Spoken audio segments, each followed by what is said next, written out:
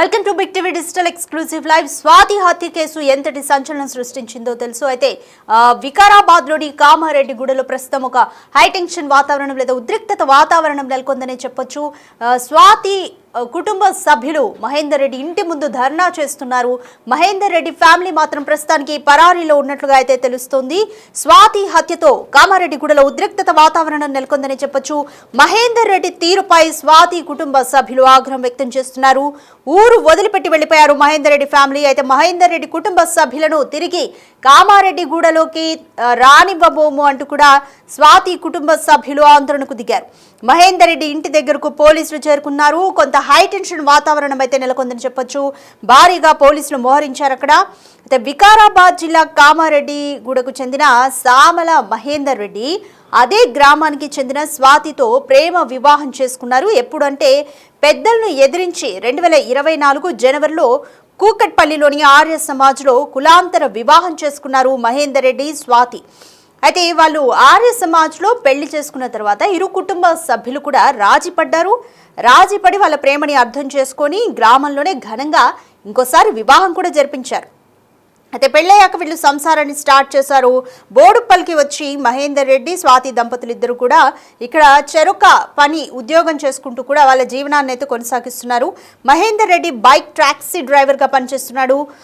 అయితే స్వాతి ఒక private call సెంటర్లో కూడా ఆమె భార్య స్వాతి అయితే పనిచేస్తుంది. బోడుప్పల్లోని శ్రీనివాస్ నగర్లో వీళ్ళు నివాసం ఉంటున్నారు.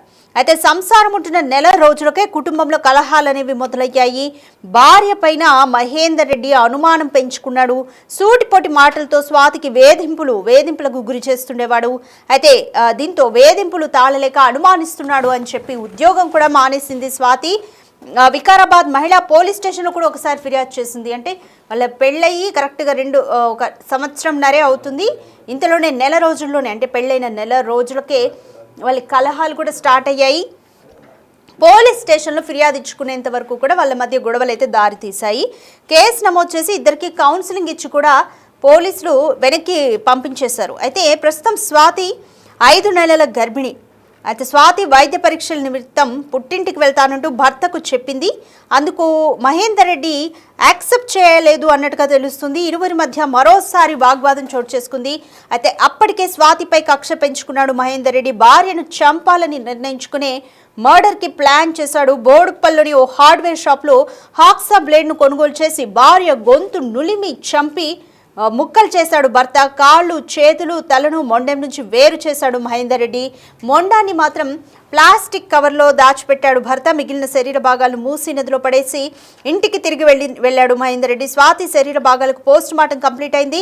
గాంధీ హాస్పిటల్లోనే స్వాతి మొండెం ఉంది. అయితే స్వాతి అంత్యక్రియలు మహేందర్ రెడ్డే చేయాలి అంటూ డిమాండ్ చేస్తున్నారు స్వాతి తరపు బంధువులు. తల చేతులు పూర్తి భాగాలతోనే స్వాతి మృతదేహాన్ని తమకు అప్పచెప్పాలి అంటూ కూడా కుటుంబ సభ్యులు అయితే డిమాండ్ చేస్తున్నారు. లేని పక్షంలో మృతదేహాన్ని తీసుకువెళ్ళము అంటూ కూడా పట్టుబట్టిన సంగతి అయితే తెలుస్తుంది. రైట్, దీనికి సంబంధించి మోర్ డీటెయిల్స్ మా ప్రతినిధి అనిల్ అందిస్తారు. రైట్ అనిల్, స్వాతి మృతదేహాన్ని కంప్లీట్ గా శరీర భాగాలతో అప్పగిస్తేనే తీసుకెళ్తామంటూ కూడా కుటుంబ సభ్యులు ఆందోళన చేస్తున్నారు. కామారెడ్డి గూడలో కూడా ఒక హైటెన్షన్ వాతావరణం అయితే నెలకొంది. పోలీసులు ఏం చెప్తున్నారు ఈ కేసు గురించి?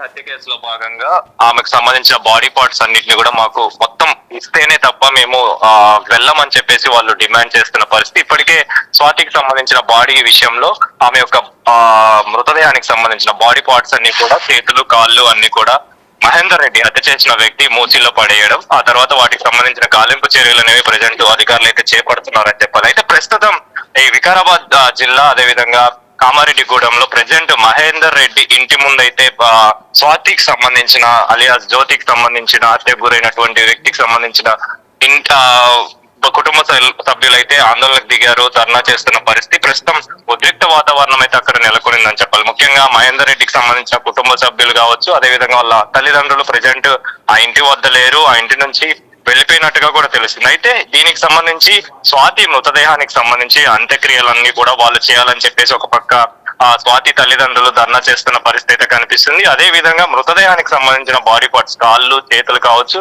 ఈ మొండానికి సంబంధించి కావచ్చు. ప్రజెంట్ మొండెం గాంధీ మార్చరీలో ఉంది. అదే విధంగా ఈ బాడీ పార్ట్స్ మాత్రం ప్రెజెంట్ మూసీకి సంబంధించి అధికారులు అయితే గాలింపు చర్యలు చేపడుతున్నారు, డిఆర్ఎఫ్ సిబ్బంది మొత్తం కూడా. అయితే ఈ మొత్తం పార్ట్స్ కూడా మాకు ఇస్తేనే మేము తీసుకెళ్తామని చెప్పేసి ఇటు పక్క స్వాతి తల్లిదండ్రులు కావచ్చు, కుటుంబ సభ్యులు కావచ్చు చెప్తున్న పరిస్థితి. మహేందర్ రెడ్డికి సంబంధించిన కుటుంబ సభ్యులు మాత్రం ఎట్టి పరిస్థితుల్లోనూ వదిలిపెట్టొద్దని చెప్పేసి, వాళ్ళని కూడా శిక్షించాలని చెప్పేసి, అదే విధంగా ఊర్లోకి కూడా రానివ్వద్దని చెప్పేసి గ్రామస్తులంతా కూడా ప్రెజెంట్ మహేందర్ రెడ్డి ఇంటి ముందు అయితే ధర్నాకు దిగారు, ఆందోళన వ్యక్తం చేస్తున్న పరిస్థితి కనిపిస్తుంది. అక్కడ ఒక రకమైన హైటెన్షన్ వాతావరణం నెలకొన్న పరిస్థితి మనకు కనిపిస్తుంది. అంటే 5 నెలల గర్భిణీ స్త్రీ స్వాతికి సంబంధించి ఇతను ప్రేమించి పెళ్లి చేసుకోవడం, ఆ తర్వాత వీళ్ళిద్దరి మధ్య కూడా మనస్పర్ధలు ఉంటూనే ఉన్నాయి. అంటే పెళ్ళయి దాదాపు 9 నెలలు, అంటే దాదాపు సంవత్సరంన్నర గడిచిన తర్వాత, అంటే ఆ సంవత్సరంన్నరలోనే పెళ్ళైన మరుసటి రోజు నుంచే, గడిచిన రోజుల నుంచే వీళ్ళు గొడవలు పెట్టుకోవడం, వీళ్ళ మధ్య మనస్పర్ధలు రావడం, ఆ తర్వాత పంచాయతీలు జరగడం, ఆ తర్వాత వీళ్ళ మధ్య కూడా ఎప్పుడు గొడవలు ఉండేవి. అయితే తిను అనుమానం పెంచుకోవడం, ముఖ్యంగా అంతకుడు మహేందర్ రెడ్డి తన మీద స్వాతి మీద అనుమానం పెంచుకున్నాడు. ఆ తర్వాత అనుమానంతోనే చాలా వరకు కూడా గొడవలు పెట్టుకున్నాడు. అయితే కక్ష సాధింపు, ముఖ్యంగా అనుమానం పెంచుకున్న తర్వాత నుంచే ఎప్పుడైనా ప్రీ ప్లాన్డ్ గానే ఆమెను చంపేయాలని చెప్పేసి ఫిక్స్ అయి ఉన్నాడు. కాబట్టి తనతో పాటు రంపం తెచ్చుకున్నాడు. ఆ తర్వాత తనని చంపడం, ఆ తర్వాత అతి కిరాతకంగా బాడీలన్నిటి కూడా ముక్కలు ముక్కలుగా నరికేసి కాళ్ళు చేతులు అంటే పార్ట్ గా చేసి, ఆ తర్వాత ఆ బాడీ పార్ట్స్ అన్నిటిని కూడా 3 సార్లు తన దగ్గరే ఉన్న మూసీలో పడేసినట్టుగా కూడా తెలుస్తుంది. అయితే దీనికి సంబంధించి అధికారులు తెలుస్తున్న వివరాల ప్రకారం తన మీద అనుమానం పెంచుకొని ఇదంతా ఇంతటి ఘాతుకానికి పాల్పడ్డారని చెప్పేసి అధికారులు చెప్పారు. అయితే దీన్ని బేస్ చేసుకున్న ప్రెజెంట్ తల్లిదండ్రులంతా కూడా, స్వాతి తల్లిదండ్రులు ప్రెజెంట్ ఆందోళన చేస్తున్నారు, ధర్నాకు దిగారు మహేందర్ రెడ్డి ఇంటి ముందు. ప్రెజెంట్ మహేందర్ రెడ్డి కుటుంబ సభ్యులు కూడా అప్స్కాన్ లో ఉన్నట్టుగా కూడా తెలుస్తుంది. వాళ్ళు ప్రెజెంట్ తాళం వేసుకొని ఊరి నుంచి వెళ్ళిపోయినట్టుగా కూడా తెలుస్తుంది. ప్రెజెంట్ అయితే దీనికి సంబంధించి మొండెం గాంధీ మార్చరీలో ఉండగా బాడీ పార్ట్స్ సంబంధించి గాలింపు చర్యలు అయితే డిఆర్ఎఫ్ సిబ్బంది, అదే విధంగా హైడ్రా అధికారులు కూడా అక్కడికి చేరుకున్నారు, గాలింపు చర్యలు చేపడుతున్నారు. కానీ ఆ బాడీ పార్ట్స్ మొత్తం మాకు ఇస్తేనే తప్ప మేము తీసుకువెళ్ళమని చెప్పేసి ఒక పక్క ఇటు అధికారులను డిమాండ్ చేస్తుంటే, ఇటు పక్క వచ్చేసి మహేందర్ రెడ్డి కుటుంబ సభ్యులే దీనికి సంబంధించి అంటే స్వాతి మృతదేహానికి సంబంధించి అంత్యక్రియలు చేయాలని చెప్పేసి కూడా ఇటు డిమాండ్ చేస్తున్న పరిస్థితి. ఇందులో భాగంగానే కామారెడ్డి జిల్లా ఈ ఏదైతే వికారాబాద్ జిల్లా కామారెడ్డిగూడెంలో ఆందోళన చేస్తున్నారు. ప్రజెంట్ మహేందర్ రెడ్డి ఇంటి ముందు అయితే హైటెన్షన్ వాతావరణం నెలకొన్న పరిస్థితి మనకు కనిపిస్తుంది. రాధిక, రైట్ అనిల్, సో మహేందర్ రెడ్డి కుటుంబ సభ్యులు అయితే ఇప్పుడు ప్రస్తుతానికి అబ్స్కాండ్లో ఉన్నారు. కాబట్టి ఇంకా మహేందర్ రెడ్డి ఇంటి చుట్టూ ఉన్న స్థానికులు కానీ, స్నేహితులు కానీ ఎవరైనా టచ్లోకి వచ్చారో మీతో? వాళ్ళు ఎటువంటి వివరాలు చెప్తున్నారు? అలాగే స్వాతి తరపున కుటుంబ సభ్యులు ఇంకా ఏమంటున్నారు? అక్కడ మహేందర్ రెడ్డి ఇంటి ముందు అయితే ప్రస్తుతం ఒక హైటెన్షన్ వాతావరణం అయితే నెలకొంది. సో ప్రస్తుతం అయితే సిచ్యువేషన్ ఏ విధంగా ఉంది అక్కడ? రాధిక, మీరు చెప్పినట్టుగా ఇటు స్వాతి కావచ్చు, అదే విధంగా మహేందర్ రెడ్డి కావచ్చు, వీళ్ళందరూ కూడా ఒకే గ్రామానికి చెందిన వాళ్ళు, ఆ కామారెడ్డి గూడానికి చెందిన వాళ్ళే. కాబట్టి అందరూ కూడా వీళ్ళకి అంటే స్వాతికి ఉన్న స్నేహితులు, మహేందర్ రెడ్డికి ఉన్న స్నేహితులు అందరూ కూడా మ్యూచువల్ ఫ్రెండ్సే ఉన్నారు. సో ఈ మ్యూచువల్ ఫ్రెండ్స్ భాగంగా ప్రతి ఒక్కరు కూడా ఇంతటి దారుణానికి ఒడిగట్టిన మహేందర్ రెడ్డిని ఎవరు కూడా వదిలిపెట్టకూడదు, అతనికి ఖచ్చితంగా కఠిన శిక్ష పడాలని చెప్పేసి వాళ్ళు కూడా డిమాండ్ చేస్తున్న పరిస్థితి. ఎందుకంటే మహేందర్ రెడ్డి అనే వ్యక్తి ఆమెను ప్రేమించి పెళ్లి చేసుకున్నాడు. ఎంతో అన్యోన్యంగా ఉండాల్సిన వీళ్ళిద్దరూ ఇతను ఇంతటి దారుణానికి ఒడికట్టాడని చెప్పేసి ప్రతి ఒక్కరు కూడా అతని మీద కక్ష అంటే అతనికి సంబంధించి కోపంతో ఉన్న పరిస్థితి మనకు కనిపిస్తుంది. అంటే తన చెల్లి కూడా మాట్లాడింది, తన చెల్లెకి సంబంధించి కూడా ఒక వర్షన్ మాట్లాడిన సిచ్యువేషన్ కనిపిస్తుంది. అంటే చెల్లె కూడా చాలా వరకు కూడా ఇతనికి కఠిన శిక్ష వేయాలని చెప్పేసి ఆమె కూడా డిమాండ్ చేస్తున్న పరిస్థితి స్వాతి చెల్లి. సో వీటన్నిటిని బేస్ చేసుకొని చూస్తే మహేందర్ రెడ్డి అనే వ్యక్తి ఇంతటి దారుణానికి పాల్పడ్డాడు కాబట్టి ఖచ్చితంగా అతన్ని శిక్షించాలని చెప్పేసి, కఠిన శిక్ష తన మీద వేయాలని చెప్పేసి అక్కడున్న స్థానికులు కావచ్చు, ఆయన ఫ్రెండ్స్ కావచ్చు, అతని కుటుంబ సభ్యులు ప్రజెంట్ అందుబాటులో లేకపోవడంతో అక్కడున్న వాళ్ళంతా కూడా ఒకే గ్రామానికి చెందిన ఇటు మహేందర్ రెడ్డి, స్వాతికి సంబంధించిన వాళ్ళందరూ కూడా డిమాండ్ చేస్తున్న పరిస్థితి. అందుకే ఆ కామారెడ్డి గూడానికి సంబంధించిన గ్రామస్తులంతా కూడా మహేందర్ రెడ్డి ముందు ఇంటి ముందు కూర్చున్నారు, ధర్నాకు దిగారు. ప్రెజెంట్ హైటెన్షన్ వాతావరణం నెలకొన్న పరిస్థితి మనకు కనిపిస్తుంది. Radhika, thank you Anil. కామారెడ్డిగూడలో ఒక హైటెన్షన్ వాతావరణం అయితే నెలకొంది. స్వాతి కుటుంబ సభ్యులు మహేందర్ రెడ్డి ఇంటి ముందు బైఠాయించి ధర్నా చేస్తున్నారు. మహేందర్ రెడ్డి ఫ్యామిలీ అయితే ప్రస్తుతానికి అబ్స్కాండ్ లో ఉన్నారు. సో మహేందర్ రెడ్డి ఫ్యామిలీని కామారెడ్డిలోకి అడుగు పెట్టనివ్వబోము అంటూ కూడా వాళ్ళు భీష్మించి కూర్చున్నారు. సో మొత్తం బాడీ పార్ట్స్ అన్ని అప్పగిస్తేనే మృతదేహాన్ని తీసుకెళ్తాము అంటూ కూడా స్వాతి కుటుంబ సభ్యులు డిమాండ్ చేస్తున్నారు. సో ప్రస్తుతానికి స్వాతి మొండం అయితే గాంధీ హాస్పిటల్లో ఉంది. ఏది ఏమైనా మహేందర్ రెడ్డికి కఠినమైన శిక్ష పడాలంటూ కూడా వాళ్ళంతా ఆరోపిస్తున్నారు. కామారెడ్డి గూడలో మహేందర్ రెడ్డి ఇంటి ముందు కొంత హైటెన్షన్ వాతావరణం నెలకొంది. పోలీసులు కూడా వాళ్ళని సర్ది చెప్పే ప్రయత్నం అయితే చేస్తున్నారు. సో ఒక్కసారి స్వాతి కుటుంబ సభ్యులు వాళ్ళ అక్క ఇంకా కుటుంబ సభ్యులు ఏమంటున్నారో ఒక్కసారి చూద్దాం. బ్యాగ్ మాట్లాడింది సార్, మంచిగా ఉండు అట్లా అంటే చెప్పింది. అయితే మళ్ళీ మొన్న అయితే మెసేజ్ చేసింది, హాయ్ అని చెప్పి పెట్టింది. ఈవినింగ్ కూడా మెసేజ్ చేసింది, నేను రిప్లై ఇవ్వలేను. ఇక పడుకున్నా. ఇక అంతే. ఇంతకుముందు మహేందర్ నా కాలేజ్ దగ్గరకు వచ్చి మీ అక్కకు పిచ్చిలేసిందని చెప్పిండు. నేనేం చేసిన నమ్మి బయటికి వచ్చిన. నేను కాల్ చూసినాక డౌట్ వచ్చింది. నేనేం చేసిన మా అక్కకు కాల్ చేసి నేను వస్తా అని చెప్పిన. మా అక్కకు కాల్ చేసి తిన్నావా అట్లా అట్లా అడిగి ఫోన్ కట్ చేసేసిండు. ఇంకా నేను ఈవినింగ్ వచ్చేసరికి మీ అక్కకి చెప్పకని చెప్పి మెసేజ్ పెట్టిండు. నేనేం చేసిన మా అక్కకు ఫోన్ చేసి ఇట్లా వచ్చిండు ఎందుకు వచ్చిండు అని చెప్పేసి అన్న. అమ్మకి చెప్పాలా అని చెప్పేసి అంటే అమ్మకి చెప్పకు డాడీకి చెప్పక అని చెప్పేసి అన్నది. ఇంకా చెప్పి మా అక్క నువ్వు ఎందుకు పోయినావు మా చెల్లెల దగ్గర పోవడానికి కారణం ఏందని చెప్పేసి అడిగింది. అంటే ఏం చెప్పిండో తెలియదు. మా అక్క అప్పటికి ఇక చాలా ఏడ్చి వెళ్ళిపోయి హాస్టల్ ఉంది ఒక 4 days. మళ్ళీ తనే తొలికొచ్చి ఉంచిండు. ఇక అట్లా వేసిండు. చాలాసార్లు ఆమెను మస్తు కొట్టిండు సార్, మస్తు హింసించిండు. ఆమె ఎంత కొట్టినా ఎంత వేసినా సరే మంచిగా అంటే ఏదో మీది మాటలకు ప్రేమ అయితే చూపించిండు. ఇక నమ్మించిండు, ఇక మోసం చేసిండు. కానీ ఇప్పుడు ఆమె ఎట్లా చంపిండో అట్లా ఆ డెడ్ బాడీ తీసుకొని రావాలి, లేదంటే ఉరి శిక్ష ఇప్పించాలి. మీరే వేయాలి ఏదన్నా ఒకటి. మేమైతే బతుకం. మా డాడీ కూడా ఆటో డ్రైవింగ్ చేస్తాడు. మా డాడీ పైన ఇంకా చాలా కక్ష. ఎక్కడి నుంచి వచ్చి ఎప్పుడు వచ్చి చంపేది తెలియదు. అది చాలా సైకో సార్. అది ఎప్పుడు చంపేది తెలియదు. మా డాడీ లేకపోతే మేమైతే ఎట్లయినా ఉందాం. నేనైతే మా అక్క చచ్చిపోయింది సార్, నేను బతుక అని గురి శిక్ష చేపిస్తే ఏదన్నా ఒకటి, లేదంటే ఆయన పేరు మీదనే చచ్చిపోతాం, అందరం చచ్చిపోతాం. మా అమ్మ మా డాడీ అయితే ఎట్లయినా బతకరు. వాళ్ళు ఏదో ఒక టెన్షన్ పెట్టుకొని అయితే చచ్చిపోతారు. మేము ఇక బతికి ఏం లాభం లేదు అని గురి శిక్షేసి మా వాళ్ళు ఎట్లా ఉన్నా ఇక నేను చూసుకొని ఉండగలుగుతా. చూస్తామంట ఫోన్ ఇక్కడ చూపించలేడు సార్. వాడు పిల్లని కూడా దావకాన చూపించకపోతే గవర్నమెంట్లో చూపించుకుంటుందంట. అడుకొచ్చుకొని తిన్నదంట. నిన్నమన్నా తెచ్చి పెట్టుకుంటూ రోజు తింటాడంట, బయట పోతాడంట. ఎట్లా నన్ను వద్దు మంచిగా చూస్తే సార్ మంచిగా ఉంటుండ అని చెప్పినాం సార్. మేము పెడుతుంటాం సార్. ఏదన్నా నా బిడ్డని విడిచిపెట్టి పెట్టిన ఫోన్ ఉండేవాడు. వాళ్ళందరూ ప్లానే వాళ్ళ అమ్మ నాయనకి ఇష్టం లేదు. అందరు పెళ్లి చేసిరు కదా సారు. వాళ్ళందరూ మాట్లాడాలిగా పిల్లతో. ఇప్పుడు ఎవరు మాట్లాడరు అంట. పిల్ల ఫోన్ చేసి ఎవడని కత్తా మా వాళ్ళ మేము గొల్లలో సార్. అది కాపుది కానీ మాది గొల్ల తనవాడి కండి పిచ్చగొల్ల తనవండి. అట్లా దానికి ఆ రీతి లేదు. ఆ దుడికి ఎట్లా అన్నదో నాకు కావాలి సార్. నేను తప్పుగా గొప్ప నా పిల్లని ఎట్లా పుట్టుకుంది, ఎట్లా చేసింది, ఆ పెళ్లి ఫోటో కదా ఎట్లా చేసుకొని ఫోటో కదా సార్కు చూపిస్తాం. చూస్తామంట ఫోన్ ఇక్కడ చూపించలేడు సార్. వాడు పిల్లని కూడా దావకాన చూపించకపోతే గవర్నమెంట్లో చూపించుకుంటుందంట. అడుకొచ్చుకొని తిన్నదంట. రైట్. స్వాతి చెల్లెలు అలాగే స్వాతి తల్లి ఏం మాట్లాడారో చూసాము. మహేందర్ రెడ్డి ఆగడాల గురించి వాళ్ళిద్దరు కూడా చెప్తున్నారు. స్వాతి తల్లి అయితే చెప్తున్నారు కనీసం తిండి కూడా పెట్టకుండా ఉంటే బయట అడుక్కొని వచ్చి తిన్నది నా కూతురు అంటూ చెప్తున్నారు. వైద్య పరీక్షల కంటే ఆమె ప్రస్తుతం 5 నెలల గర్భిణి కాబట్టి వైద్య పరీక్షలకి కూడా సరిగ్గా డబ్బులు ఇవ్వడం కానీ చూపించకపోవడం కానీ చేస్తూ ఉంటే ఇవన్నీ మహేందర్ రెడ్డి చేసిన అరాచకాలంటూ కూడా వాళ్ళిద్దరూ చెప్తున్నారు. పుట్టింటికి కూడా పంపించకుండా హింస పెట్టారంటూ చెప్తున్నారు. రైట్. ఇంకా స్వాతి ఫాదర్తో మా ప్రతినిధి సాగర్ ఫేస్ టు ఫేస్ ని కూడా ఒకసారి చూద్దాం. మేడిపల్లి పోలీస్ స్టేషన్ పరిధిలో స్వాతి హత్య కేసులో కీలక విషయాలు వెలుగులోకి వస్తున్నాయి. ఈ కేసులో ఇప్పటికే పోలీసుల దర్యాప్తు చేస్తున్నారు. కట్టుకున్న భర్త మహేందర్ రెడ్డి గర్భవతి అయిన స్వాతిని అత్యంత కిరాతకంగా ముక్కలు చేసి హత్య చేసిన ఉదంతం.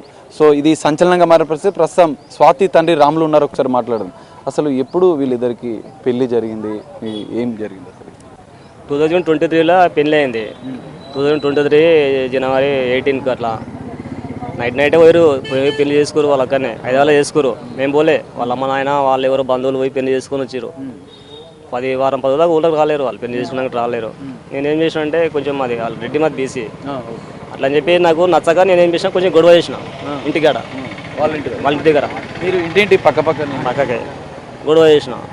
గొడవ చేసి వాళ్ళు కాంప్లైంట్ ఇచ్చారు పోయి ఎవరు వాళ్ళ అమ్మ నాయన పిల్లవాళ్ళు లేకుండే వాళ్ళ అమ్మ నాయన ఉంటారు. గొడవ చేస్తే వాళ్ళు పోలీస్ స్టేషన్ పిలిపించారు. పిలిపించినాక నేను పోయినా. ఇక కాకపోతే వాళ్ళు ఏం చెప్పారంటే మీరు వాళ్ళ దగ్గరకు పోవద్దు, మీ మీదే కేసు అవుతుంది, మీకు మళ్ళీ జైలు శిక్ష పడుతుంది, మీరేం పట్టించుకోదని చెప్పేసి అన్నారు వాళ్ళు మాకు. సరే అని చెప్పేసి మేము మాడికి ఆమోషం కూడా మేము అనలే. ఇక అట్లనే మళ్ళీ 2 నెలలు అయినాక మళ్ళీ టార్చర్ పెడుతున్నాను అట్లా పెడుతున్నా చెప్పేసి మళ్ళీ ఇంటికి వచ్చింది, మా దగ్గరకు వచ్చింది.